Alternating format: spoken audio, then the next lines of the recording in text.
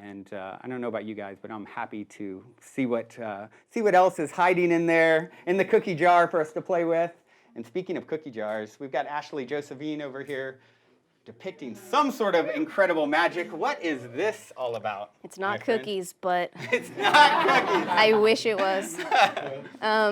So yeah, a lot of people have asked when I started this painting, and I started it in 2011 actually. So a really long time ago. It looked completely different. A lot of times when I paint, it goes through a metamorphosis. And it seems to be that, as we have different life experiences and we become more of who we need to be to finish the painting, it's like a process there. So as you're journeying with it, you might not even be able to take it to completion until you have these different chapters of your life. And so in this one, it initially started out with the intention of being like a goddess alchemy, like an inner transformation into like womanhood.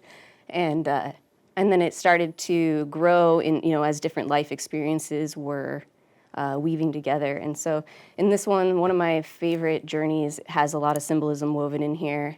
And it was this amazing experience where I was at a ceremony, and it was definitely mostly men in the room. So I'm saying that because the container that I was in felt very vulnerable for the experience I was going to have.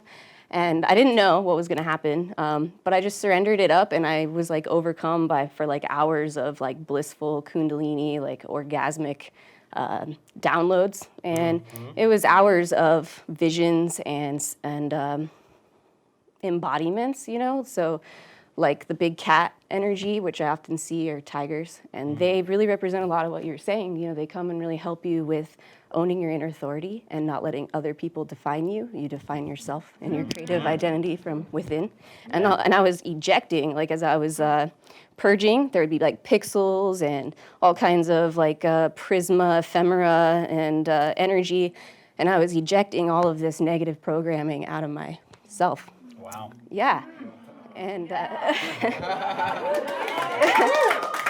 and so yeah, we were orgasmically taking down Babylon with like some fierce, That's one way to do it. It was from within, we were just like undoing all that stuff, and I just remember laughing and like just being like, verbally purging, like take it, like just like take your $10 toasters and your bullshit matrix. Like I don't want anything but my true self. And it turns out I'm kind of a hot girl, so that was pretty cool. I didn't know that. So getting to define yourself, you get to do whatever you want. Just owning that. And so there were periods of time where I was, between these visions, and I got to see a lot of the transformation of consciousness and the very long period that it's going to take. It's not something we're all going to just necessarily see completed here. We're a part of it. We're like imaginal cells. I don't know if you guys know what those are, but they relate to the butterflies.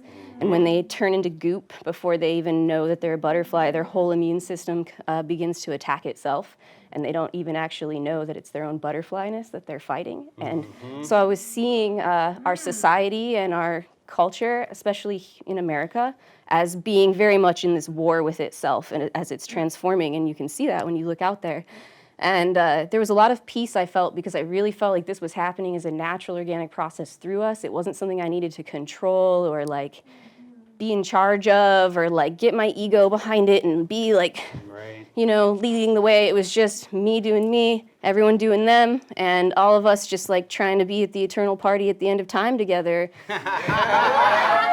And so the snakes, I was purring like a cat and hissing like a snake. I was like really in it, like super deep. That's the kundalini coming up the spine. And a lot of it meant for it to be kind of an ovary thing. There was an element there of just like, especially there was a lot about the goddess and about the feminine, and that may just be because that was my experience, for me to have. Sure. But yeah, there was a lot of that and healing, the effects of just toxic culture on women and women's bodies and our sexuality. And I remember being taught how, as I was having these waves of like orgasmic energy moving through, it was showing me how that heals the environment, that our own energy and our own pleasure and like the beauty around that, and when we're treated well and like with love and reverence, how that can really help the world. So that's what's going on here. That's all?